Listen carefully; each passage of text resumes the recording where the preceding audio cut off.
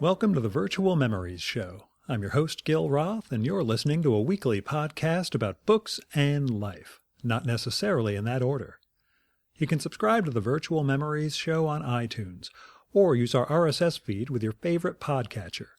You can find the RSS feed on our websites, vmspod.com or chimeraobscura.com/vm. We're also on Twitter at vmspod, on Facebook at facebook.com/virtualmemoriesshow, and on Tumblr at virtualmemoriespodcast.tumblr.com. You can support this podcast and get access to exclusive content with a recurring monthly donation via Patreon. Just visit patreon.com/vmspod and set up your level of support. Every week you'll get new material from our patron-only blog, and you'll also get to listen to my monthly bonus podcast, Fear of a Square Planet, which features extra material from our guests and is only available to supporters of the show. So visit patreon.com/vmspod and patronize me. Now, a few weeks ago, I recorded a show with David Leopold, the archivist for Al Hirschfeld. You may remember that one? I kind of told you guys how I get this whole revitalization experience out of that, because I was at a point where I was sort of doubting whether I should keep the show going. You can go back to that episode to hear all the self-pitying rants, but the upshot is David was a great guest, and the way we clicked reminded me just exactly why I do this show, you know, what I get from this and the intense sense of connection I get with some of the guests. So after we wrapped, David and I shot the breeze for a while. We were having a nice conversation, and he told me, you know who you should interview? My pal Ben Modell. He's a silent movie accompanist. And I just thought, man, this guy knows me way too well. I am a sucker for subcultures, and there was just no way I was going to pass on an opportunity to talk with someone about that job. I mean, you know, the whole world of silent film revival, the cinema culture, it's like a century plus old, you know, the old movie palaces, the idea of like having mentors from, you know, multiple generations back, that stuff's just right in my wheelhouse. So that is pretty much all the intro you need for this episode. I wrote to Ben Modell, and that's Modell with one L, so it looks like model. I wrote him to see if he'd be interested in recording a show. He said yes. We met at my friend's place this weekend to do it. My pal has a wonderful Steinway in her apartment, and I asked Ben to play it after we finished up, with her permission, of course. So that's the music for this episode, rather than the David Bayerwald piece I usually use. Here's Ben's bio from his website, silentfilmmusic.com. Ben Modell is one of the nation's leading silent film accompanists and performs on both piano and theater organ. Ben works full-time presenting and accompanying silent films in a wide variety of venues around the U.S. and internationally, carrying on a tradition he learned from the silent film organist Lee Erwin, who lived from 1919 to 2000. Over the past 30-plus years, Ben has created and performed live scores for several hundred silent films, some lasting anywhere from 1 minute to 5 hours. Ben is a resident film accompanist at the Museum of Modern Art in New York and at the Library of Congress's Packard Campus Theater. His recorded scores can be heard on numerous DVD and Blu-ray releases, on TCM, and on his YouTube channel. His indie DVD label, Undercrank Productions, has released several discs of rare and lost silent films, including films preserved by the Library of Congress. Ben is a regular accompanist at classic film festivals around the U.S. and in Norway, and performs at universities, museums, and historic theaters. Ben is the producer and co-founder of the Silent Clowns film series, now in its 19th season in New York City. Ben has composed film scores for both orchestra and concert band for accompaniment to films by Chaplin and Keaton. These scores are performed around the U.S. every year by both professional and school ensembles. In his work as a programmer, Ben has co-curated a film series for MoMA and co-programs a monthly silent film series at the Cinema Art Center. As archivist of the Ernie Kovacs Edie Adams collection, he also curated 2 recent DVD box sets of Ernie Kovacs television shows for Shout Factory. He is currently a visiting professor of film studies at Wesleyan University. And now, the Virtual Memories conversation with Ben Modell.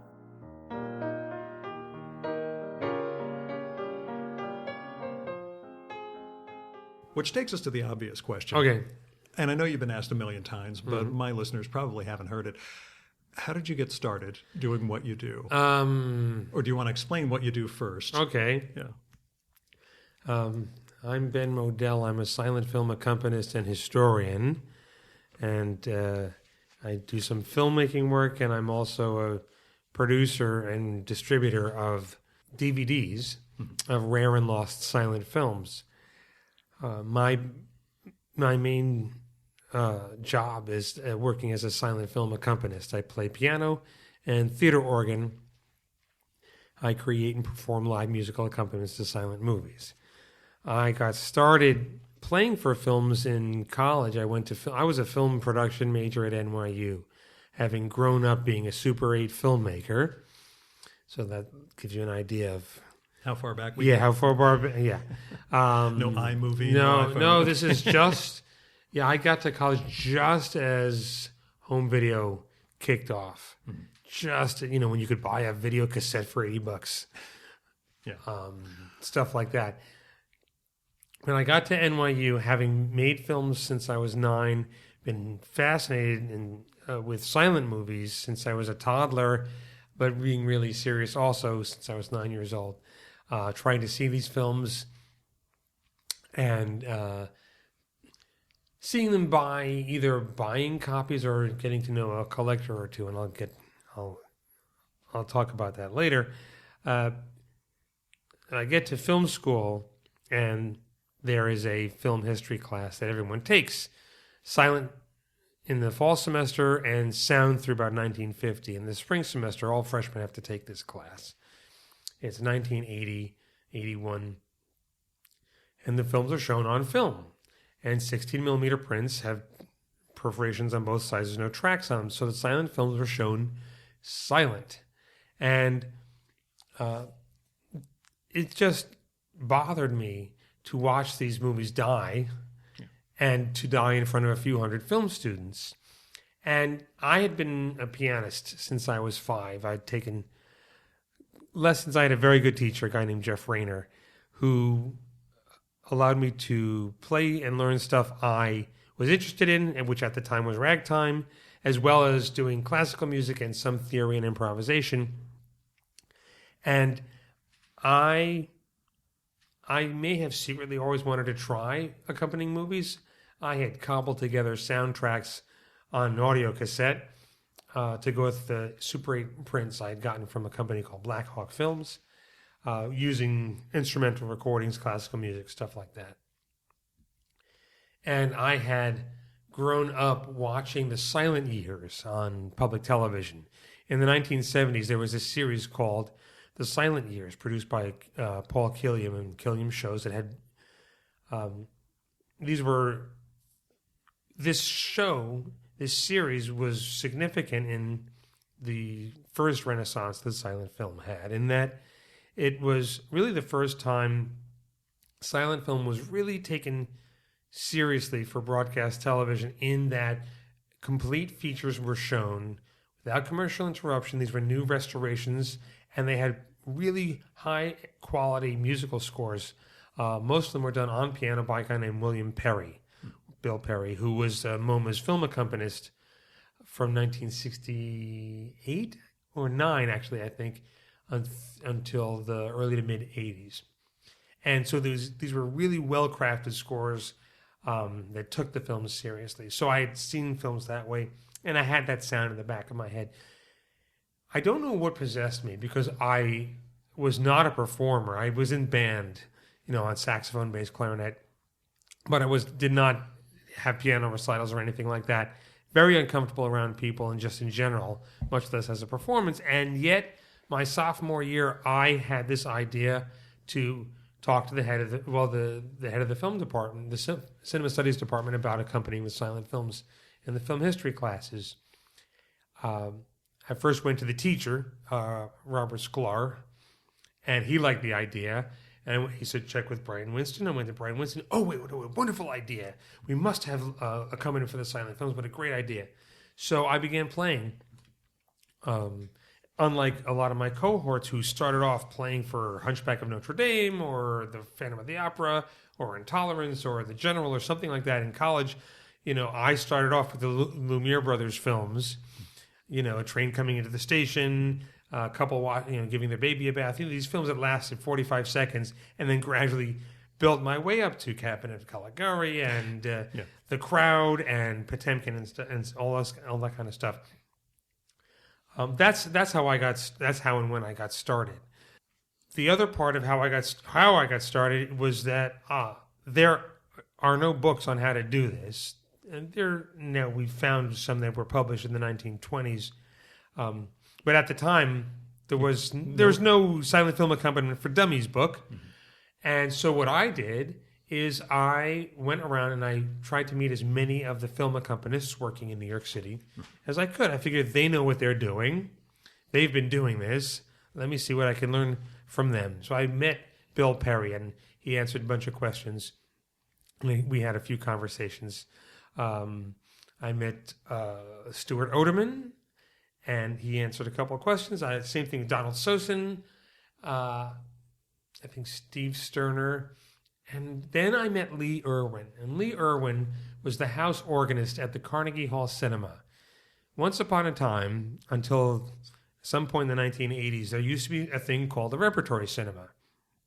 I have to explain this to my students. I teach a silent film class at Wesleyan University, and it used to be that the only way you could see old film, classic film from the 40s, 50s, 60s, 70s, independent film, foreign film, is that there, at least here in New York City, there were maybe a half dozen repertory cinemas that would show these movies on film, because there was no other way to do it, and they would have a double bill that would change every 2 or 3 days. One of these repertory cinemas here in New York City was the Carnegie Hall Cinema. It's now Zankel Hall. It's around the corner from Carnegie Hall. And there was a Wurlitzer theater organ in it. And Lee Irwin was the organist there. And so he would play in between the main features, and occasionally when there was a silent film, he would play. I knew his name from having seen it in the Black Hawk Films catalog, and also I had seen at least 1 or 2 of the silent films he had scored for PBS or for the silent years. So I knew the name. And so I went and I met him, and he was in his late 70s at the time. And he also liked the idea that I was doing this, was happy to help. And I think because he was an older guy, had the time to hang out with me. And we hung out a lot. I became friends with him, and he became a mentor / friend. And I just answered. I asked him questions and questions. How about this? How about this scene? Do I do this? Do I do that? Does this work? Does that not work? What would you do? What do you do for this? What do you usually do? And I learned his philosophy of film scoring, which really resonated with me. His approach, unlike most, I think a good deal of the theater organists who were accompanying films at the time, used a more what I would call historically or traditional form of film scoring, which was rooted in the way films were accompanied in the silent era, which was a lot more sound effects, what I call song title puns, use of existing music, classical music that everybody knows, pop tunes, things that sort of or techniques that would comment on the action. And Lee's take on this was, rather than doing that, was to avoid recognizable music. Don't do sound effects. Don't do anything that comments on the action, but to take a backseat and let the film do the work. Now, Lee was somebody who, after playing in movie, so he had been playing in movie theaters in the 1920s himself. He's from Huntsville, Alabama. He was an improviser. The guy in his hometown was an improviser because he couldn't read or write music. Lee, after sound came in, worked in radio. At some point in the early 30s or 1930s, he goes to France, studies with the organist André Marchal, and again, a brilliant organist and improviser. And also, Lee also studied with Nadia Boulanger, and then came back here.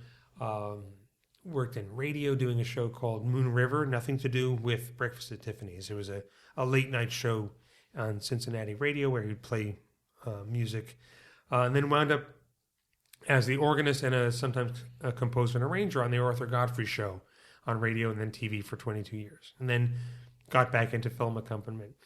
But Lee had this philosophy of scoring that I think for me, coming to this as a filmmaker, resonated with me in that I felt like, and I still believe this, that I'm working for these people who made the films.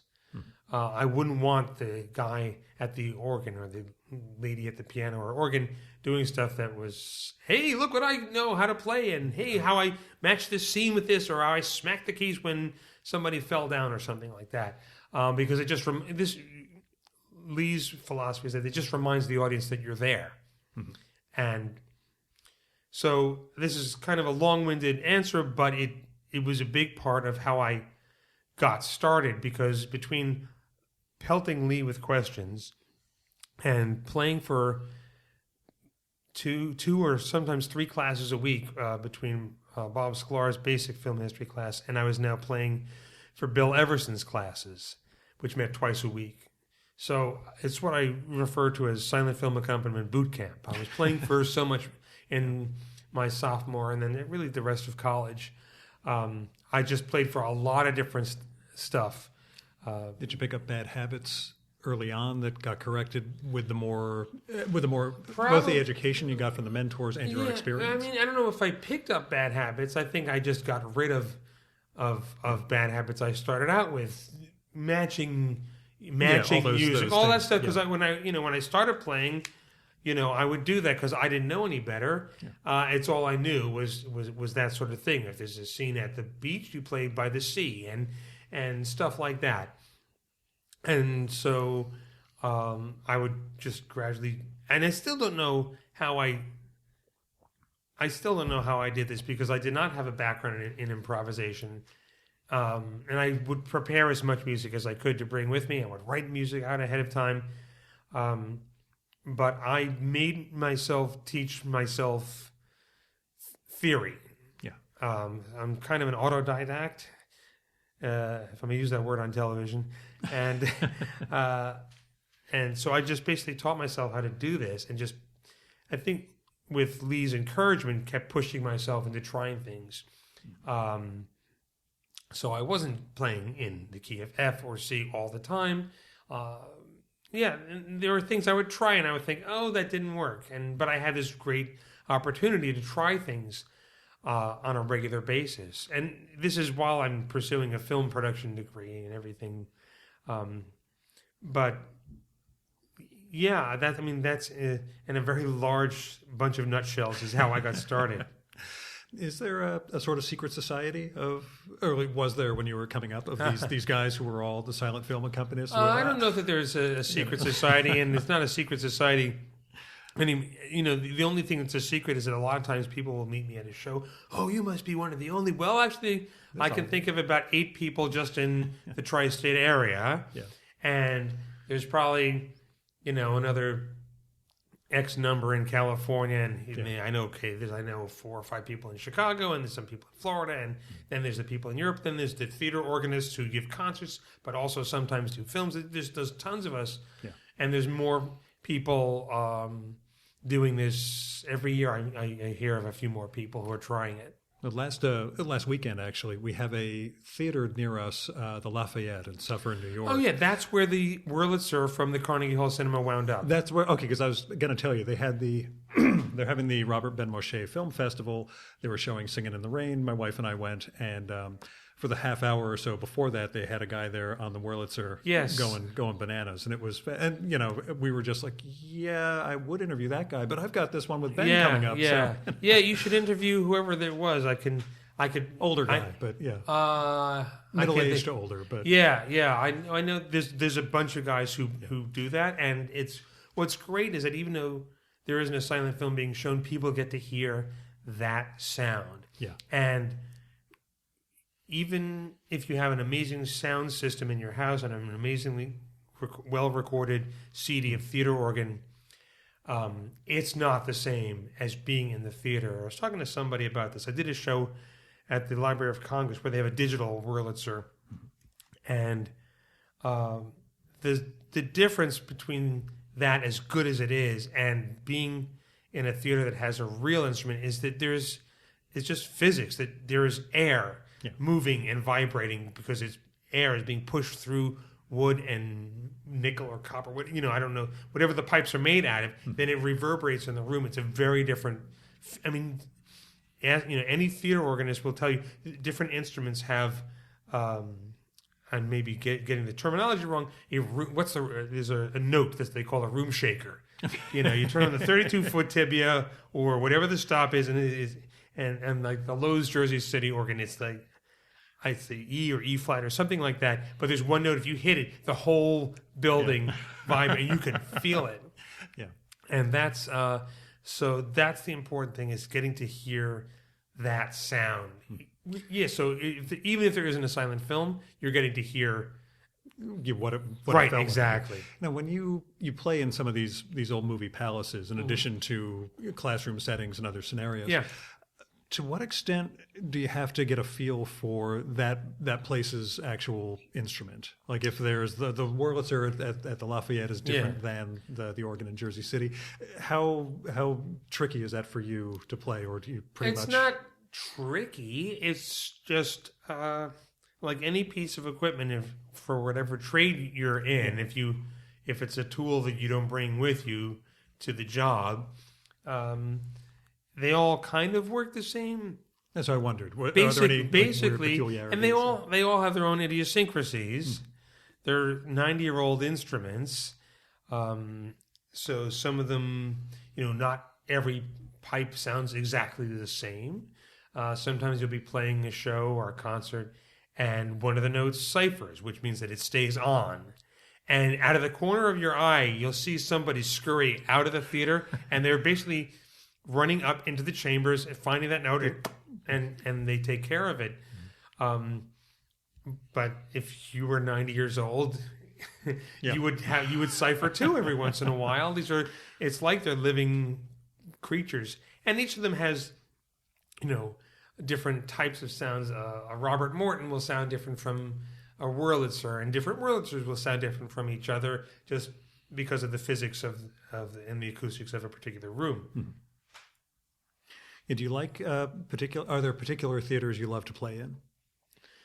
For that reason, I mean. Not really. I don't. People always ask me. It's the same question. What films do you like to play for? What's your favorite? Yeah, see, that film? I figured I'd avoid. But Right. Because everything. Because there are certain theaters that I've played at a number of times, so I have a kind of a connection with them, like the Egyptian Theater in Boise, where I've played almost every year for the last 12 years or so, because of an association I have with the Boise Philharmonic and their musical movies project, where they have licensed orchestral scores that I've composed and arranged. And every year there's a concert. So the orchestra will play a couple of my scores, and then the second half of the program I'll accompany a couple of films on the Robert Morton Theater organ there. So I have a connection there. And half of the thrill of that annual event is that we bring in sixth graders and fill the place with sixth graders, and I show them a couple of comedy shorts. And so for me, it's a part of audience preservation that I think is extremely important.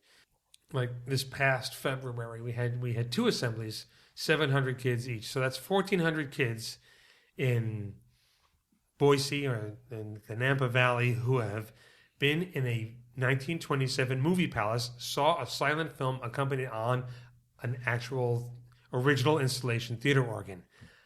And I can't do that here in New York City. Yeah. So that's one theater that I like, just because I've been there many times. And the same is the case with the Vardiansteatret, which is a 1916 movie house in Tromsø, Norway. It's northern Norway. It's above the Arctic Circle. And I've played a silent film festival there for this year will be my 11th time.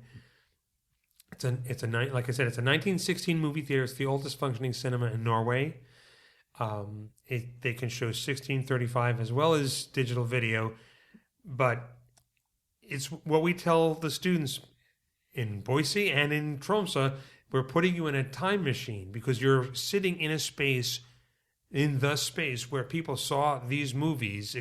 So you're experiencing what people experienced 90 years ago. Yeah. So those are two theaters. There's another one in Hamilton, New York, that I until about a year ago when the management changed, I was doing a show there every summer. And again, it's just bringing the silent film experience to a place where it doesn't usually get to happen is great fun for me. What do you think we have to learn from silent movies? What do you think they offer us? Well, this is the subject of the course I teach. That's where I figured I'd lead right into it. Thank you for what a great setup. Silent movies are not movies with no sound. Walter Kerr's book, The Silent Clowns, discusses this in its first 3 or 4 chapters, which, if you were in my class, I would assign it to you. And if you aren't in my class, get the book and read it. But it's the silence, it's the black and white, and the speed. Silent films, for the most part, were shown at a faster speed than they were shot at. And that's a whole other hour I could do. I've researched the heck out of that, and I'm still learning stuff about it. But there is this other universe that silent film is, where there's 2 things. The people making the films had the ability, because of this language, to go farther in terms of physical stunts, comedy gags, to create things you couldn't do in real life, but became gags or breathtaking stunts once you, after carefully choreographing it and shooting at one speed, sped it up, and it becomes something else. Because of the silence, you're filling in details. Same thing with the monochrome of the film. Even when a film is tinted or there's hand coloring, it's not 3-strip Technicolor. It's not full color. And so you're filling in all this. And what silent film has, and the experience of it, especially if you're seeing it in a theater with live music, is that your imagination is engaged to a much greater degree. It's the popularity of silent film, I think, is similar, parallel to the reason that video games have overtaken DVDs and movies. With video games, you're engaged with that screen entertainment. Yeah. You're going on that ride with it. And contemporary film, now you can just, anything you can think of, you can just do. Right. And I think that the downside is that, we're all just sort of bludgeoned to death seeing everything, the kitchen sink and everything. And the other thing is, because it's done with CGI, you don't really, it's not as much of a thrill. Whereas when you watch Safety Last with Harold Lloyd, that's not CGI, it's not matting, it's not rear screen because it hadn't been invented yet. So even if you've seen the film and you know how it was staged and everything, it's a man hanging off the side of a building 8 floors above the streets of Los Angeles, and you're engaged. You can't believe what you're seeing. So what there is with silent film is that, because of the visual iconography of the storytelling, it's like reading a picture book. You're filling in everything, or the way old-time radio works, where there's just narration and dialogue and sound effects, but you're picturing Lamont Cranston or the Lone Ranger or Little Orphan Annie or Pat Novak or whoever it is, or Jack Benny in your head. And that's why, people in their 70s and 80s, you talk to them about old-time radio, and their eyes light up, and they can't communicate to you how exciting it was unless you've actually, listened to some of that stuff. And I think my own theory is that in the last 5 years, our left brain is being bombarded with information, just like it's choking to death, and our right brain doesn't get enough playtime, and that's where things like video games and cosplay or whatever it is, and the rise of there's a Comic-Con everywhere now, and I think silent film as well, because it's not just it's old fashioned and that's what I like, but because your that part of your brain is used in a screen entertainment, it's a much more satisfying experience, especially the comedies. Yeah. It's because the physical nature of it can really... The laugh you have at a silent comedy film is it's a belly laugh. It's a much more visceral reaction. I do shows a few times a year at senior living facilities, and I always show comedies, and the question that always happens during the Q&A is, when are you coming back? Why? We don't get to laugh like this. Nice. And it's really true. Not just for seniors who are living in places like this where there are people who are infirm or passing away or whatever around them, but just that kind of a laugh, it's just, especially a group laugh, you don't get to experience it. And when I do shows for kids, it's the same thing. Partially because it's a kind of humor they don't experience because it's visual. And so I can hear in the laugh, I can hear you can hear them being surprised at how funny it is. Mm-hmm. They're almost taken by surprise at how hilarious this is. Even like 6-year-olds who can't read titles. There's a Stan Laurel comedy I always show little kids like that called Oranges and Lemons. Because it's very simple. And it doesn't involve that much of the adult world. Basically, and this is what I tell the kids, don't worry if you can't read the words on the screen. In the first half, Stan is a funny guy, and he's trying to pick oranges off trees. In the second half, he's in the factory trying to put the oranges in boxes. And it doesn't go so well. And that's all you need to know. And that's all is people falling down, people getting hit in the head, people throwing things at each other. There's a clown routine called Dead and Alive that he does with somebody, which always gets a huge laugh, which it did for 150 years, which is why Stan recycles it in the film. But it's just 8, 9, 10 minutes of just solid laughs because it is a much more visceral experience. Yeah, it makes me think of the balance the Marx Brothers struck, where you get the Groucho and Chico, verbal humor, and at the same time you get the Chico and Harpo. Essentially, they could be completely silent. Some of the physical routines they do, and then you get the great mirror scene with Groucho and Chico. But again, later after the introduction of sound. But was there within comics? And comic strips, like the early days, actually had some great masters like Winsor McCay and George Harriman starting, almost at the beginning of the form. Was there that level of sort of mastery from the outset, or mastery of what? Mastery of composition? No, of film, of silent film in general. When they were starting out, was there any sort of kind of Titanic figure early on, or did it really have to evolve in understanding what the tools were? Well, kind of both. I mean, it took a while for it to evolve. McKay himself did Gertie the dinosaur, which for those of you who don't know what that is, it was he had a vaudeville act, and you can look up on Wikipedia what vaudeville is if you need to. We had that Cliff Nesteroff episode a few weeks ago. All right, there you go. He would do quick sketches and stuff like that, and created an animated film of a dinosaur that he would interact with. He would come out and say, like it was a trained animal act, and now Gertie will come out and lift her right foot, and she would do it or not. Now, come on, Gertie, you be a good girl, and do all this stuff, and it was very, very exciting. And there are people like John Canemaker and Serge Bromberg and my friend Steve Massa and a few other people who have now had some fun recreating the act. But anyway, film started out in a way that basically was film theater, and then gradually developed the storytelling techniques.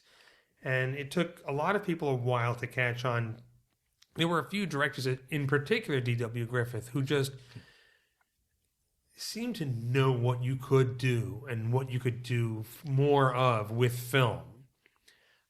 And that, if you do this, it's not going to make the audience freak out. If I cut from this location to something else happening somewhere else and then cut back, just because you can't do it in the theater, it's not going to completely confuse people. Yeah, the audience will. Oh, they won't know where they, it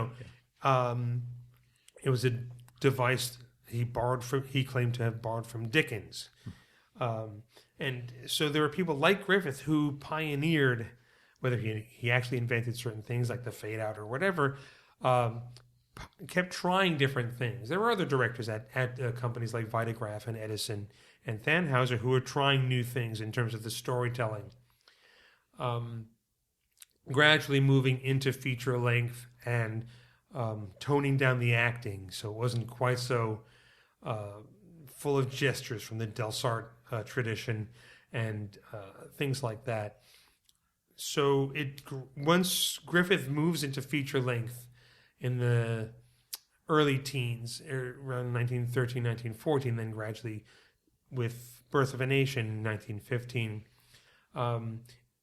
everybody starts trying to catch up. Mostly, really, it's in the late teens that it seems like the lights come on. Everybody realizes what Griffith and producers like Thomas Ince and some of the other directors had been pioneering. We don't have to have a title that says the entire point of the next scene and then we watch it happen all over again. We don't have to do that. We don't have to be so obvious. We can leave things out. And this is the part of the arc of the development of silent film that I cover in my class, where by the end, there are films like Lady Windermere's Fan from 1925, directed by Ernst Lubitsch, which is almost entirely reaction shots. People looking at each other, and you can tell what they're thinking. There are stretches where the people are talking to each other. There's no titles to let us know, but you can still absolutely follow it. So there was this gradual, in the same way that silent film is, that it's what works is that there is stuff missing, that the cinematic language becomes less and less literal and more poetic till you have things like Sunrise in 1927 and The Crowd in 1928 and stuff like that. I remember years ago meeting an old lady, probably on a train or a plane or something. I don't know where the conversation started, but I remembered she told me she'd seen Phantom of the Opera when it first came out and screamed and passed out in the big reveal. Oh, yeah. But it was still an era where, like the train coming to the screen, everybody was panicked that they were going to get run over by a train. Yeah. Well, that film, they actually didn't show, nobody saw it beforehand. Yeah. Now it's used on commercials, that shot of the mask coming off.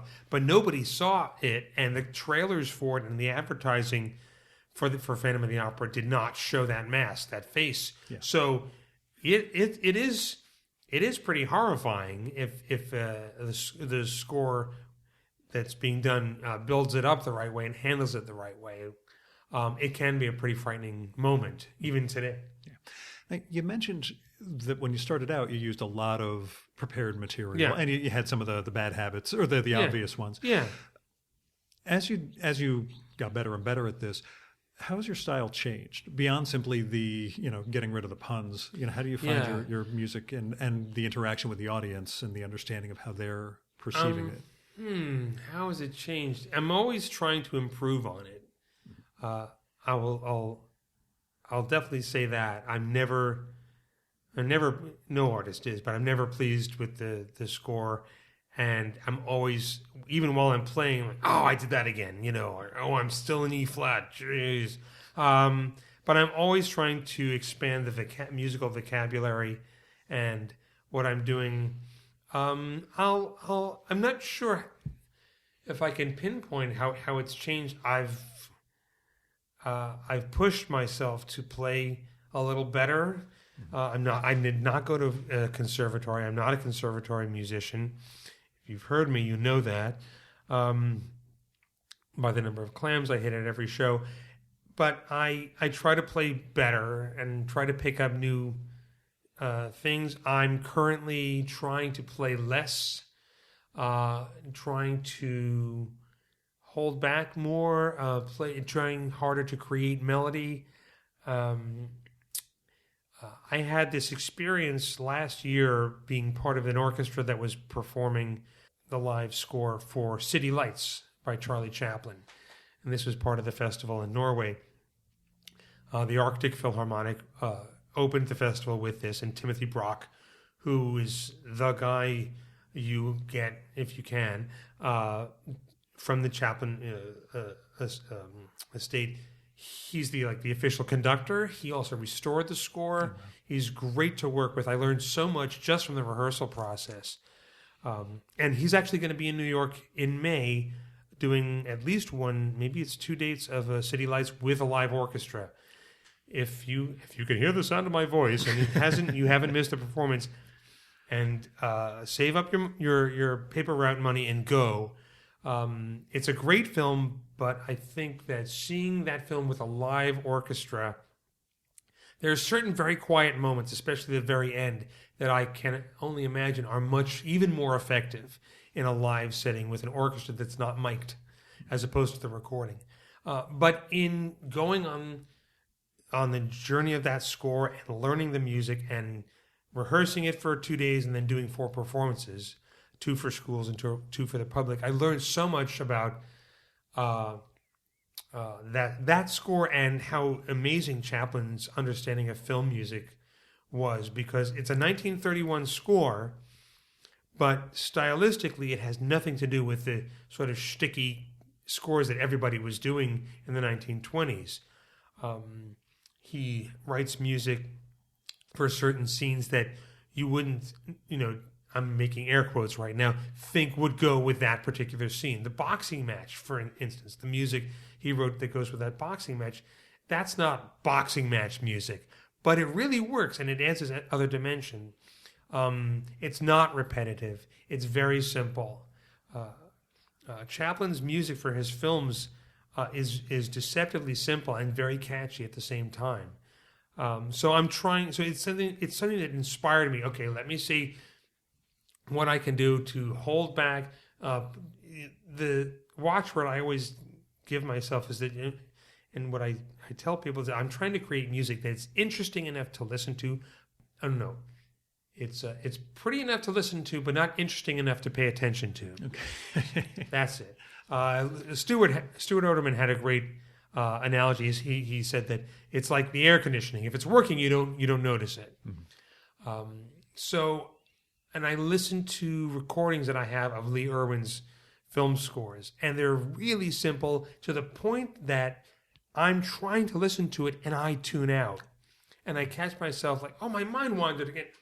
How does he do that? How does he do that? And so I listen over and over and over. What is he doing? And I try not to be musically busy, unless, let's say, there's a title full of exposition, so you need to give the audience something pretty to listen to. But if there's a lot of going on screen, you want to hold back. So, especially if there's an actor or actress who is really, you can tell what they're thinking, like Lillian Gish, and I'm in the middle of scoring a Marion Davies film called When Knighthood Was in Flower, and I've noticed there are a number of moments in the film where there's this big close-up of Marion Davies, and you can tell what she's thinking. You can see her take in some information from the scene that she's in, realize something, come up with an idea, and then decide she's going to do it. Just looking at her face and her eyes. And so you don't want to be super busy because, she's doing this great acting work. And you don't have to work so hard. So I couldn't put my finger on what this is now. I'm doing this. Yeah. There may be people who come to a lot of my shows who will tell you, oh, I've noticed Ben is doing more of this or less of this, or I don't know what. Yeah, but they're obsessive in a different way than you're obsessive. Yeah, but I'm always trying, especially at a venue where I play there a lot, where there's the Silent Clowns film series that I produce with Bruce Lawton in New York City. We do a show once a month. This is our 19th year. And I've been playing at MoMA since 1984. And there's a lot of the same people. Even if I play, a couple times a week there for a series, they've heard me. Yeah. and I can't, I don't want them humming along. So I'm always trying to keep it fresh for them as well. And I'm aware of that's part of the awareness of the audience. That's part of what I do. Okay, these are college students, so there are things I can do that they're not going to know this piece of music or whatever. Oh, these are seniors. I definitely can't do this because they know that song or they know that piece, whatever. There's more things that I can get away with or not, or I'll have to I can craft the score to help a new audience decode what they're seeing. Yeah, I'm interested a little in the difference between scoring something for recording, because you do produce those, and this sort of improvisatory. I'm terrible with that. Nature when you're playing live. Yeah. Do you find how do the approaches differ? I guess. Well, recording a score it's still partially improvisatory. Brag, why don't you, with your great pronunciation? Well, it's sitting down and writing out the music, it takes forever. And so for me, recording a score is I improvise until it's right. And you just have the record button on the whole time? Yeah, and I have time code on screen so I can go back and do it in lots of pieces. It's sort of like, it's another form of composing, except one of the hardest things for me about composing is I'll be playing something and, that's good, I can't remember it anymore. So how am I going to write it down? So, and because I'm so used to improvising in performance, I will, so that's part of the technique. And it depends on how much pressure I'm putting on myself. Comedy shorts I can do in one take, sometimes in one or two pieces. A feature-length drama, like I'm doing with One Night Who Was in Flower, I'm doing it in lots of little pieces. I'm trying extra hard because it's an important film, and I really want the score to be as good as it can be. And the nature of it is different than doing a comedy short. Comedy shorts, I just do. That's just something I do really well, and I can kind of just sit down and do it. And I do it all the time in shows, but for something like this, or when I scored The Spiders, a Fritz Lang film, and where I was using orchestral samples, it's sort of a cross between or hybrid of improvisation and composing.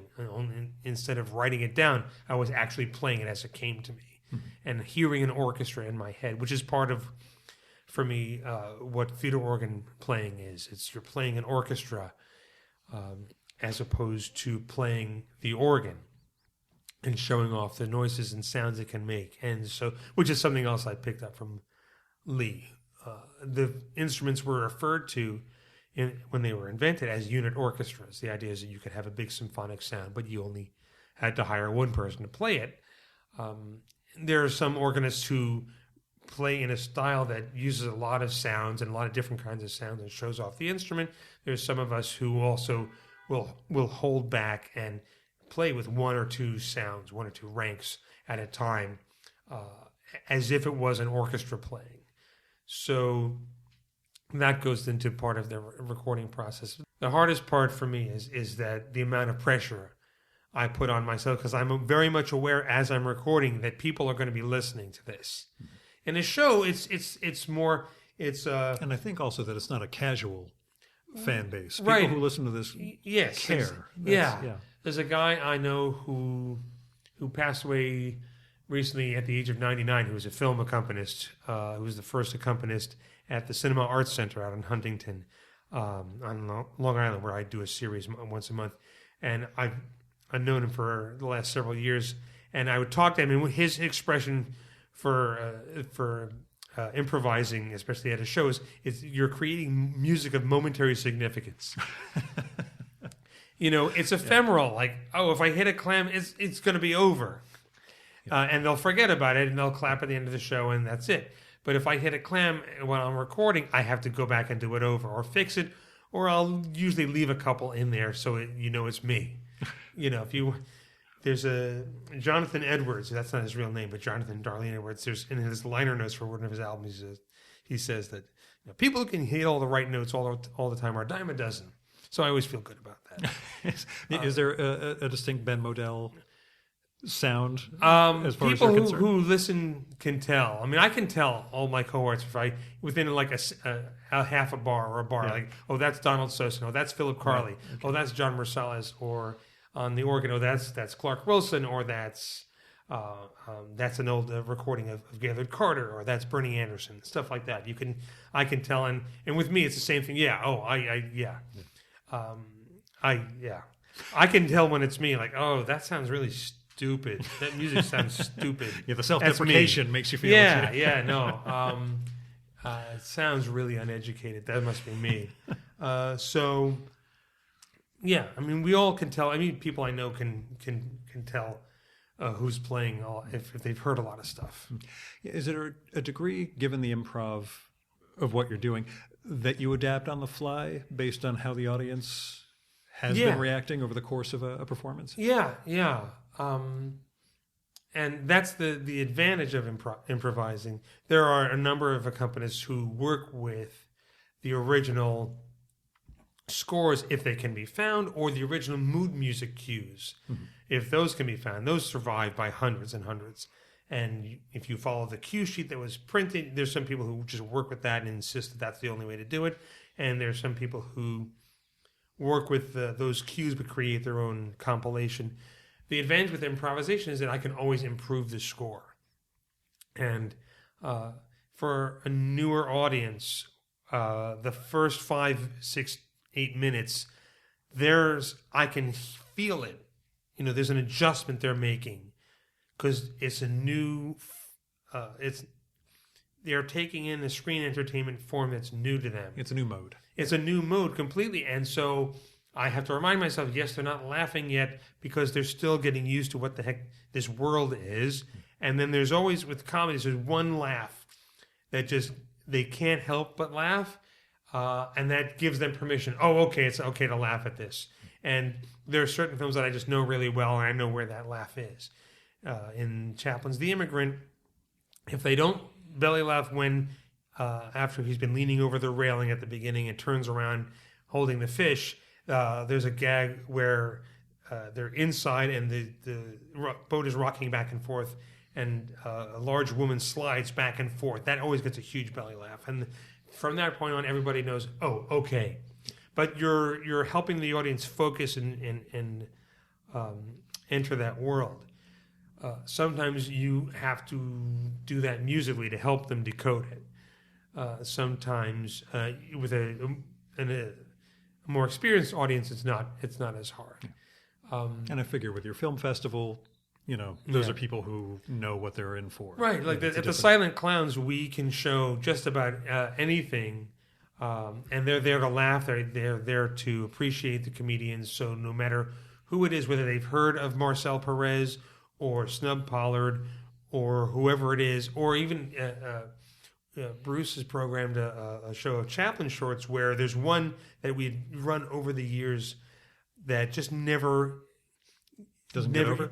We were like, oh, it's one of our favorite Chaplin shorts. There's a film called The Vagabond, and there's so many great things about it, and it never gets laughs. And we did a show recently, a couple of years ago, at our at the location we're at now. We're at the Bruno Walter Auditorium at the Library for the Performing Arts, and where we typically get 180, 190 people, and it just took off, and we were thrilled. Oh my God, that's fantastic! You know, The Vagabond is just killed right off the bat, and it's just exciting for us. So, you know, I'm sorry, I lost my train of thought. What was the question again? Audience stuff. Oh yeah. Sorry. The degree to which you you're always adjust on the fly to the audience. Oh yeah, you definitely adjust, and sometimes in the reverse, meaning that I'll listen to the audience and I'll realize, oh my goodness, they're really with it. I can really pull back. Yeah. And sometimes I'll just pull back just to see if I can. It's hard to explain it, but you can really sense the tension in the room, that they're focused in those moments. And as any of us film accompanists can tell you, you become attuned to that. And sometimes if they're not focused, you can do things being more simple, holding back, getting to be quiet. stuff like that to help control them so that they can really enjoy the film. Is there any extent to which the racial, ethnic, other issues from old movies, any sort of like having to preface some of what's going? I know that's not necessarily the accompanist's job, Well, but as part of organizing a festival, yeah. is there any degree of okay, we're gonna explain, this Yeah, is, you have to. And this is something that I encounter because I'm not just an accompanist. I typically will get up and introduce the films. That's what in that capacity. Yeah, that's in what I that mean. capacity, or at the Silent Clowns, Bruce and I will get up and we'll, look, this is a 1923 film. It was a different time. Ethnic stereotyping was typical humor. You encounter that, and it's a double-edged sword because you don't want to, as somebody, an African-American gentleman said to me at a show I did it about a year ago, so you don't want to hide from this stuff. It's better to have it out there and see it than to just pretend it never existed. Yeah, exactly. And isn't it great that we've gone past that? And a lot of that ethnic humor it's all about context, and that goes for a lot of other cultural references, especially in comedies. Is that often every people at the time knew different ethnic stereotypes. So this group of people always do this, and this group of people always are known for doing this. And a lot of times the stereotypes, they don't even make sense anymore. Oh, yeah. Oh, Scottish people are really cheap, or, I still play that one up every so often. As a Jew, I can throw that out there. Right. And just we're taught, these comedy gags where African-American men are just easily frightened. It's offensive. It is offensive, but I don't even, it's a stereotype that to me is so old, I don't even get it. Yeah, it's like the vilification of the Irish. There are degrees to which it's so absolutely alien to even growing up as little kids. Like, why do they hate the Irish so much? And so you don't, but these things are on film in a way that's it's preserved in amber. This is our cultural heritage, and we've moved past it in most parts of the country. And it's tricky because everyone's sensitivity is different. Depending on what the venue is. Sometimes it goes right over people's heads. Sometimes it's better to not say anything and people will see it and they can figure it out for themselves. Sometimes if you say something up front, you risk the wrong thing happening during the film, that people just won't laugh at a particular character.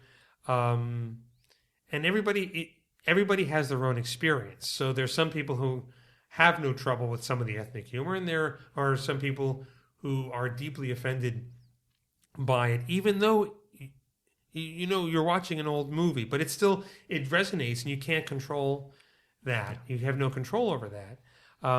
All you can do is just say, this movie was made in 1919. This was okay then. In showing this to you now, we are not condoning it. Right. Which is the thing that often happens. How can you show this? It's like it's my fault that you made it. Richard Barthelmess is playing a Chinese man in Broken Blossom. It's too bad that Griffith had the attitudes he had, but in 1919, everybody was fine with this. Yeah. And a lot of these racial stereotypes and ethnic stuff was still in there in sitcoms in the 1970s. So we also had Mickey Rooney in Breakfast at Tiffany's. So yeah. I mean, there's all sorts of stuff that you have to be careful. You absolutely have to be careful. But you also have to trust the audience. You have to trust It's there's never an easy answer. But these are pieces of our cultural heritage, and I always try to give cultural context, just in general. If there's jokes people don't understand, there's a joke in The Scarecrow with Buster Keaton, where Buster Keaton and Big Joe Roberts are arguing over which one of them. They're both in love with the same girl, and in an intertitle, one of them says, "I don't care who she votes for, I'm going to marry her." And you look this up, and this film was released the same year women got the vote, and it was an election year. Okay, now I get it. So you want the audiences to get the jokes as well. So you provide as much context as you as you can. But I've done shows where I did a show, Bruce and I showed The Gaucho with Douglas Fairbanks, and a woman came up to us after the show with her child, and she said, had a real problem with the film. And we thought it was because there's a big monster-looking guy who's from a leper colony. And her objection was there's a good deal of religious imagery in the film, and how could we show a film? And we didn't even... Yeah. It didn't even occur to us that somebody would be offended by that, or that there was that much. There is a shrine in the film that people pray to, and miracles happen. But the idea that something's pro-religious and therefore offensive is kind of we didn't think that was going to be. Welcome to New York. Yeah, welcome to but you have to be careful, and because you want people to come back. Yeah, how has New York changed for you? And where are you from initially? I'm from the suburbs. I'm from Larchmont. Oh, okay. I'm from northern New Jersey, so I'm about half an hour away. Right. So I'm from Westchester County. The next town over is Mamaroneck, where Griffith had his studios. And this is another part of how I got started, is that Walter Kerr lived in my hometown, and he's the guy who wrote The Silent Clowns, which I got as a bar mitzvah present when I was 12. And I wrote him a letter saying I was very interested in seeing movies, and my parents had heard he had a film collection. He called me a few days later, and for the next 15 years, I would go to his house, get on my bicycle, or my folks would drop me off. And it was always a Monday night because he was the drama critic for the New York Times. So, and he would just say, well, what do you want to see? So I got to film school having seen all of Chaplin's films, Keaton's films, Harold Lloyd films, Harry Langdon, Raymond Griffith, all this kind of stuff. Being shown them by the guy who literally had written the book on it. Were there a particular formative, what was there one or a couple, from that period that really just shaped you? I don't know if they shaped me. It's just getting to see all of it. Just the mass of it. Until home video really kicked in, really in the 90s. Yeah. It was the only way to see stuff. So these were films I had just read the titles of in a book, and now I was actually watching them.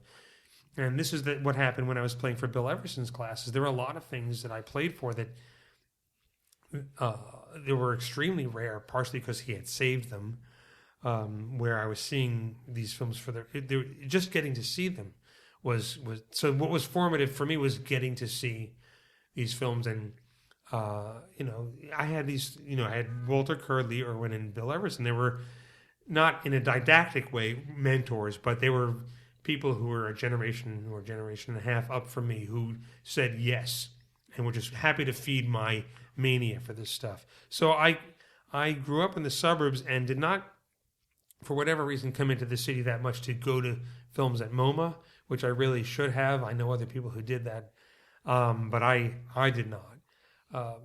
You had your experience there. Yeah, I had my experience there, and I went to NYU and stayed. And I'm just I feel like a native New Yorker. Now, when you talk about having that sort of, not mentorship, but that previous generation helping you, do you see a next generation coming after you in your field? Yes, I do. His name is Shane Fleming. He's 12 years old. He's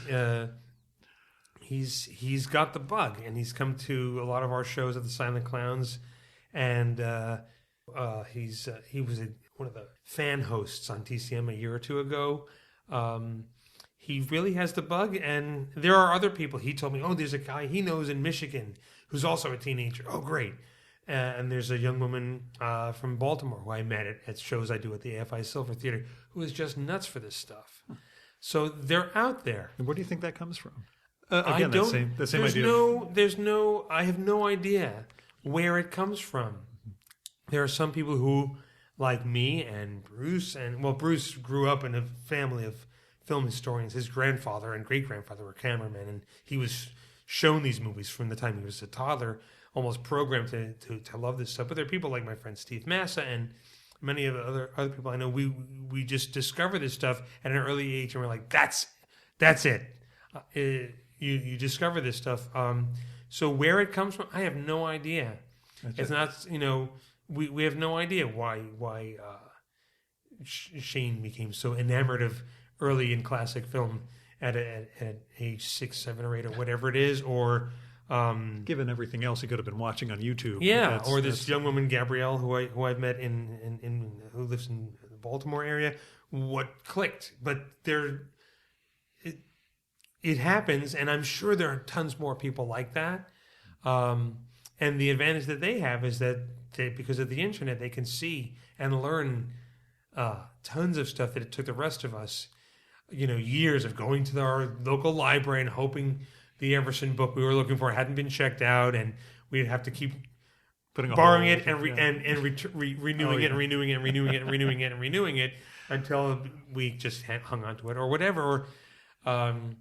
It took years to absorb all this stuff, and now it's just either available on streaming or illegally on YouTube, or you can just see it on TCM if you have a DVR or if you're a werewolf, because they've run it so late. I usually scroll through on my DVR to see what's on at like 3 a.m. on TCM. Yeah, I don't understand why they don't adjust the time for the silent film programming like they do for the rest, but maybe that will change. But there are. It's good to know that there are people out there who are under 20 who are into this. Mm-hmm. There's a guy I know named Tom Stathis who is obsessed with early animation, early cartoons from the teens, 20s, and 30s, and has amassed a large collection in 16 millimeter and other formats of this stuff. And why does this kid from Queens just come out of nowhere and just has this mania for early animation? I don't know. It just happens, and good for him that he's creating an audience for this stuff, and that he can find guys like you who can help. Yeah. There's a network of us where like, oh my goodness, somebody have our age who likes this. Come on in, So we're happy to find younger people who are into this stuff, because somebody's got to push us in a wheelchair to do an intro in about 10 years or whatever we got to do. Yeah. Do you teach? I know you teach at Wesleyan, but that's a film course. Do you do instruction for some of these young for film maniacs? accompaniment? Yeah. For film accompaniment, no. Okay. No one's ever asked. Gotcha. Okay. There are kids out there, there are young people out there, but nobody has pestered me to give them lessons yet. Yet. We'll give it time. Yeah. Besides the Silent Clowns, other books that helped you along this path? I think. Or is that pretty much the? Well, that was a very important for me for obvious reasons we've already covered. There are other books. I think Bill Everson's American Silent Film was an important book. The Parade's Gone by Kevin Brownlow. Which is a book in which during the 1950s and 60s, Kevin went around and interviewed on tape as many people as he could find who had worked in pictures in front of the camera and behind it, and transcribed these interviews into this book. And it's one of the books I assign chapters from for my students. Akira Kurosawa's autobiography, I remember really liking that. He's a brilliant filmmaker, and I just remember really being inspired by that. And I think because of my interest in Ernie Kovacs, I think Kovacs Land, well, there's a few. There's Kovacs Land by Diana Rico, the Ernie Kovacs file, also known as Nothing in Moderation by, I'm blanking on the author's name. I'll put it in the show notes. That's okay. Yeah, sorry about that. I should know because I correspond with it. And Edie Adams' book, Sing a Pretty Song. Those three books give you, if you read all of them, they gives you a good picture of Kovacs. Because I was, in the same way I became enamored of silent film as the first time I ever saw Ernie Kovacs. It's the same thing. Like, I get this. I love this. Yeah, what was it about him that grabbed you? I couldn't tell you. It's the same thing that happened with all of his fans, people who've discovered him in recent years and people who watched his shows in the 50s and the early 60s. You just clicked with him. I'm now the archivist for the Ernie Kovacs and Edie Adams collection, and curated the DVD box sets of Kovacs shows and the Edie Adams TV shows. But I don't know what it is. Even today and recently, in preparation for moderating a panel on Ernie Kovacs at the Julian Dubuque International Film Festival. I was preparing a clip reel, and I thought, oh, I'll look at these things. I'll just assemble them and then render it, and I'll be done. And I found myself watching them from top to bottom and laughing hysterically. Nice. Great. I don't know what it is about Ernie Kovacs that just grabs me, and you can't put your finger on it. Ask any Ernie Kovacs fan, and they'll tell you the same thing. You just click with him. Contemporary culture? Like, do you consume much pop culture as we know it? Not really. I was assuming not, but not because if it's not silent, I don't like it. People say that all the time. Oh, you don't like it because there's talking in it. I just figured you don't have time. I don't have. No, it really is. I don't have time, and I don't know how interested I am in it. My main interest is in comedy, and I've wondered why it is that after the 1960s, there has not been a comedian / filmmaker that's come along with a unique, specific personal style. With the exception, I think all we have today is Louis C.K. But did you watch Horace and Pete, by the way? I have not seen that yet. Oh God, I have to. Yeah. I'm a huge fan of his show Louis, and other things that he's done. But we got Woody Allen, Carl Reiner, Mel Brooks, and Jerry Lewis, and Blake Edwards, and then nothing. Yeah. There have been other comedy filmmakers who've come along who are good at making comedy films, but a Woody Allen film is a Woody Allen film is a Woody Allen film. The same could be said of anything by Blake Edwards, who's brilliant. Same thing with Mel Brooks, including Silent Movie, which was his weakest of the 70s. Yeah, they're all kind of hit and miss here and there. And Jerry Lewis, say what you want about Jerry Lewis's films, if you like them or not, but a Jerry Lewis picture is a Jerry Lewis picture, even the ones that were directed by somebody else. And what is it about our culture that has not created another, like I said, besides Louis C.K., and he has not moved into theatrical filmmaking yet that much, that there's no comedian who's come along. So I'm hoping somebody will come. That's kind of why I'm not really that interested in comedy films. There are comedians who make successful comedies, and they're fine, and I watch them when I fly somewhere. But I'm hoping somebody will come along. Maybe Louis C.K. will make a theatrical film where his humor and his cinematic style, which is a rare combination. But yeah, it's always fascinated me. What stopped? I wonder if it's the money. If the money got too big. Yeah, someone asked after Gary Shandling's death, how come Shandling never made the jump into movies? Yeah. So his style of comedy worked on TV. It even worked in a very tightly produced television show like Larry Sanders. But in a movie, everything's got to be that one big take, and you've got to have this laugh, and I don't know if that's his. Yeah, I don't know if that's his. But whereas Mel Brooks and Carl Reiner and Jerry Lewis and Blake Edwards and Woody Allen had a sensibility of what they had, a vision in their head of how you could do comedy film also. Sure. And so I'm hoping there are people, the old you see an infinite number of monkeys and an infinite number of typewriters now, because anybody can make a movie. And they do.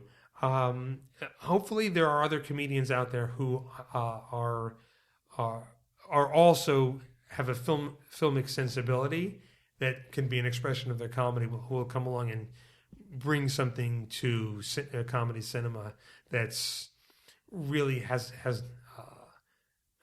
it's been a very long time since something really cool and interesting and new has come along. Yeah, we can always fall back on that. Movies have regressed to TV argument, where again, someone like Louis can do much more and have more freedom. In that. Yeah, but at least he's doing it. That's one person. Right. Yeah. So tell me about the work you've done in restoring lost movies and bringing stuff. Tell me about is it Undercrank Productions? Undercrank Productions. Yeah, What is Undercrank? Well, Undercrank Productions it's my DVD label, and it's named after undercranking, which is the practice of shooting film at a slower frame rate, and so it'll be shown faster, which is the essence of silent film comedy. And if you want to know more about it, go to my YouTube channel, youtube.com/silentfilmspeed, or pick up Criterion's release of Chaplin's The Kid, which has a 25-minute video extra that I did that explains this whole thing, and how specifically Chaplin created gags that can only exist in the silent film universe. So that's, like I said, that's a whole hour I could do on undercranking.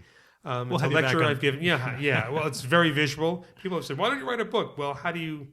Yeah, it's like writing a book on pole vaulting. I don't know if you can do that.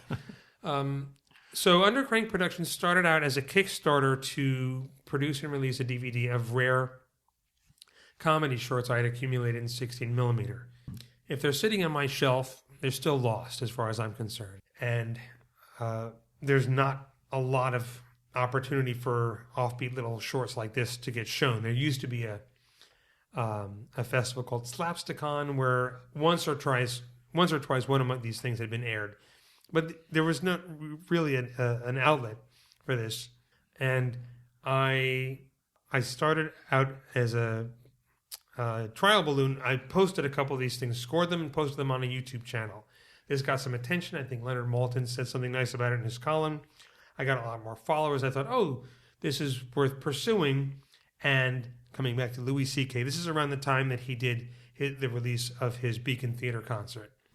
And at the same time, I was very interested in Kickstarter.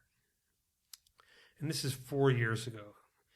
And I was fascinated by the idea of crowdfunding. And when Louis C.K. released his Beacon Theater concert just on his website, and it worked, and he made his money back and more, and by going direct to the fans, I thought, aha, this can work. And so I did a Kickstarter. I got more money than I had planned to, which allowed me to do a second volume, and this DVD was called Accidentally Preserved. These are films that were released not released, but they were available on the home movie market in the 20s, 30s, and 40s in 16mm on safety film, so you could show them in your house without burning your house down. A lot of these films don't survive in 35mm for whatever reasons, but these 16mm prints survive. So I say that in making these rental prints, the films were accidentally preserved. That's really where it got started. I thought, oh, okay. I got some good press for it, some good write-ups on blogs. I decided to do a DVD of films that were preserved by the Library of Congress. I'm a resident film accompanist not only at MoMA, but at the Library of Congress and their preservation campus in Packard. The Packard Preservation Campus in Culpeper, Virginia. I'm down there 5-6 times a year playing for films, and I've gotten to know what's in the collection. And there's a series of comedy shorts called The Mishaps of Musty Suffer, MUSTYSUFFER. And on one of my trips down to play for something, Steve Massa, who's a film historian whose specialty is film comedy, especially the comedians you never heard of or the people standing around Buster Keaton. And he had done a lot of research and written an article about the series. And I read it on the train ride down, and I thought, this is fascinating. I had seen one or two of the Musty Suffer shorts at Slapstick-Con, but I had not realized that it was a series, a weekly series, and that 24 out of the 30 films made existed at the Library of Congress. And so I did a Kickstarter for that, and that all worked out. Same thing, which led to my having a co-branding arrangement with the Library of Congress. So I've now done a number of DVDs with the Library of Congress. So there's Mishaps of Musty Suffer, volumes 1 and 2. I released a disc of comedy shorts starring a man named Marcel Perez, who, again, Steve has been fascinated with this guy's work for the last several years, and he's tracked down where prints of his films are. We've included a few of his shorts at MoMA in a series called Cruel and Unusual Comedy over the years. And when we would do the shows at MoMA, people would always say, who is that guy? How come I never heard of him? Marcel Perez worked for the entirety of the silent film era, and he's completely forgotten. And he's hilarious. He's a brilliant, not only comedian, but he's a great director as well. And so I did a release of Marcel Perez comedies. I released a film called The Family Secret, starring baby Peggy, she's still alive, Diana Sarah Carey. She's still alive, and sharp as a tack, and just busy working on projects. She's an inspiration every time I talk to her. I was able to get that not only out on DVD, it was a restoration that the Library of Congress did, but I was also able to get it aired on TCM right in time for her birthday last October. You were missing the TCM Film Festival this weekend. Yes, in LA, yeah. I've only gone once when they brought me out to play for some early Disney cartoons. And I'm not an orchestra, so I don't really get to play there that much. But Undercrank Productions has become this. It started out with a couple of things, and now I have maybe 9 or 10 DVDs. The most recent is something called Found It Mostly Lost, which is 11 rare short films that were identified at the Mostly Lost Film Identification Workshop that happens every June at the Library of Congress. And I'm working on When Night Was in Flowers, I mentioned. Also, something was preserved by the Library of Congress. So now I'm a label. It's still largely Kickstarter driven, or did it become? Does that supplement, the sales themselves? The production of each DVD, for the most part, were funded by Kickstarter. Royalties do not begin to cover the production of the next thing. It would be great if they did, but it's 2016. And it's great that there's an economy, though, like that you can identify a base that's willing to put it up, knowing what they're going to get. Oh, yeah. Well, it appeals to a collector's market, and there's a lot of collectors out there who like having a thing. There's no film collector who's going to hold up a 4 terabyte hard drive and say, "Look what all the movies I have! Oh my gosh, I have hundreds of movies." I mean, you'd like to see them all on your shelf and put them in order, and there's that. I think that's why vinyl is coming back. There's a tactile, and there's the ceremony of taking it off the shelf and seeing the artwork and opening it, putting it in the disc in the tray, and pushing a button. There's a ceremony that. Coming up with an idea, I'd like to watch Broke Girls Season 2, and clicking on something, it's not the same. Yeah. Especially if it's Broke Girls. There's better stuff that you could stream, but... my take about vinyl is that, for the younger people who are into it, I think it's only going to hold up until the first time they have to move. Yeah, and then realize, holy shit, I got to move all of these milk crates full of which we had to do back in our college years. Right, exactly. They're sitting in our parents' basements or whatever. But there is definitely a market for DVDs, and certainly people under 25 and for this particular content, and for this stuff, exactly. Especially if it's the only way you can get it. Is there money in streaming? I don't know, and I didn't get into this to, retire and build a golf course somewhere. But my main interest in releasing things is to make stuff available that people want to see, and stuff that companies like Flickr Alley and Criterion and Kino might not be interested in, because a larger company, and isn't a dig against them, they all do great jobs, and it's just a larger operation. They need to know they can sell X number of units. They have a profit and loss statement. Which is fine, which is great, and they all do great releases of Keaton and Fairbanks and all these other things that they put out. But Marcel Perez deserves to be seen, and by doing this using an on-demand publishing platform called CreateSpace, there's less of an overhead. Mm-hmm. And the best... the wonderful thing is that it's fan funded.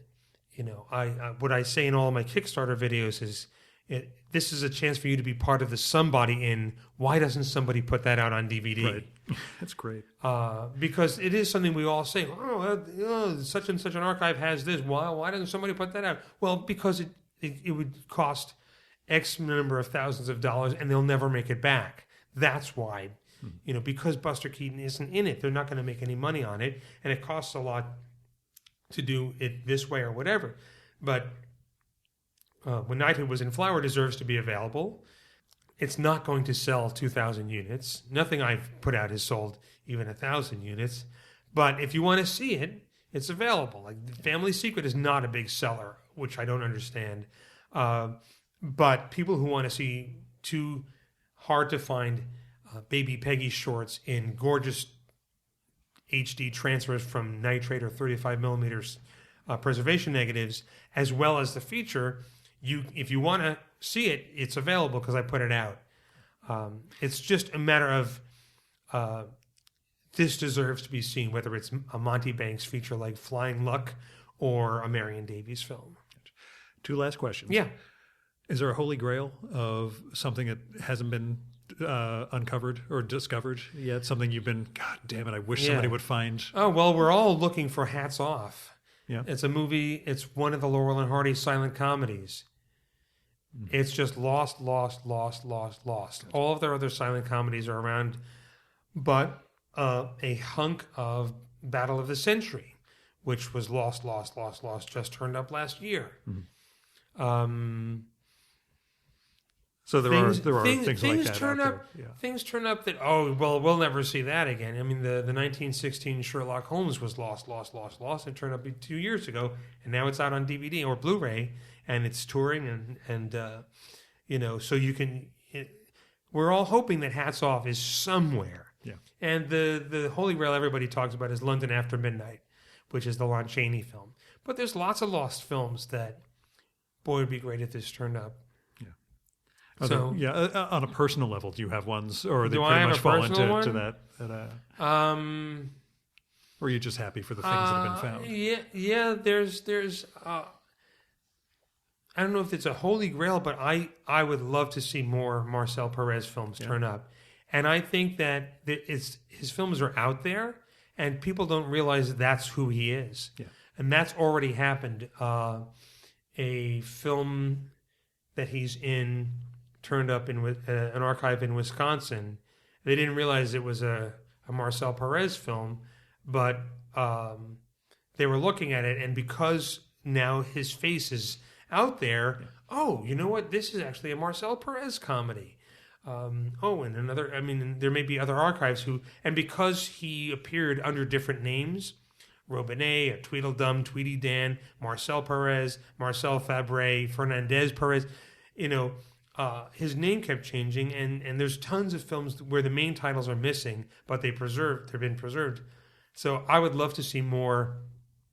I would love to see more of Marcel Perez's comedies turn up because they're so funny and so inventive, and he's on that level of comedians just below Chaplin, Keaton, Lloyd, comedians like Charlie Chase, Roscoe Arbuckle, Raymond Griffith. He belongs up there if just more of his films would turn up. Last question. I pray to God this doesn't turn out to be some really touchy one that pisses you off. Okay. What do your parents think of your career and how you've... They're very supportive. Good. My folks are very supportive. Like I said, as long as my homework was done, they drove me to Walter Kerr's house and picked me up. They felt they were enabling you once you took this career path? As long as my homework was done and my grades were good and all that kind of stuff. They've always been very supportive. But my father's a photographer and my mom's a musician and an educator. There was never a no, you're going to be a dentist conversation. They've been, like I said, they've been supportive. They've allowed me to make mistakes and do whatever, but they've always been very supportive of what I do. And they currently reside at the Osborne senior living facility. They're in the independent care, and they're very active people. But I do 2 shows a year down there, so how's that for supportive? They bring me in there, and we entertain seniors every year there. So absolutely. Fantastic. Yeah. Ben Model, thanks so much for coming on the Virtual Memory Show. Gil, thanks so much for having me.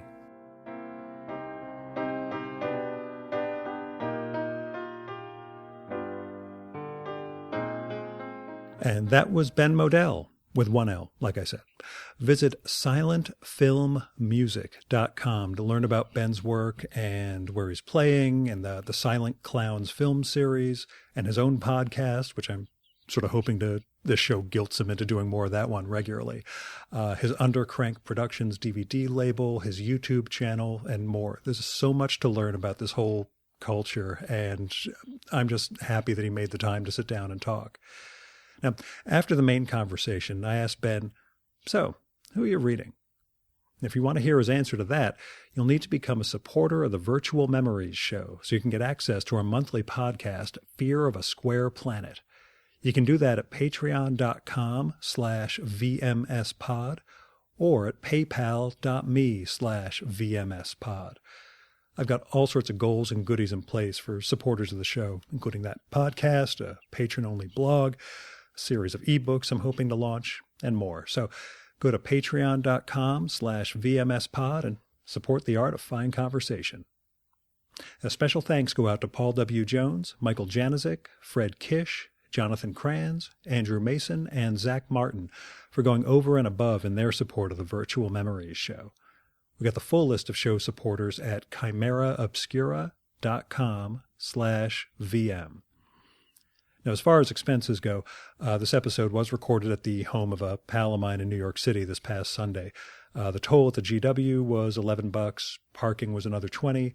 I tipped the parking attendant pretty well because he kept the car in a good position. Great garage. It's on 96th Street, right by the entrance of the West Side Highway. Fantastic. Actually, don't ever go there. It's terrible. Don't go at all.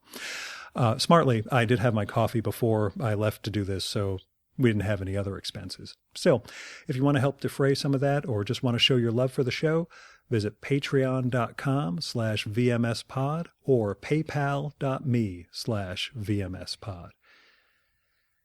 And that is it for this week's Virtual Memories Show. Thanks so much for listening. I'll be back next week with John Hall, award-winning editor of All About Beer magazine and author of the new cookbook, Dishing Up New Jersey, for which I have a certain personal connection. Actually, several. You'll find out about that next week. Until next time, you can subscribe to the show and download past episodes at the iTunes Store. You can also find all our episodes and get on our email list at either of our websites, vmspod.com or chimeraobscura.com/VM. You can also follow the Virtual Memories Show on Twitter at VMSpod, where I make occasional witticisms, on Facebook at facebook.com/Virtual Memories Show, no witticisms there, and at virtualmemoriespodcast.tumblr.com. And if you like this show, please go to iTunes, look up the Virtual Memories Show, and leave a rating and review for this podcast. It'll help us build a bigger audience, allegedly. And until next time, you've been listening to the Virtual Memories Show. I'm your host, Gil Roth, and you are awesome. Keep it that way.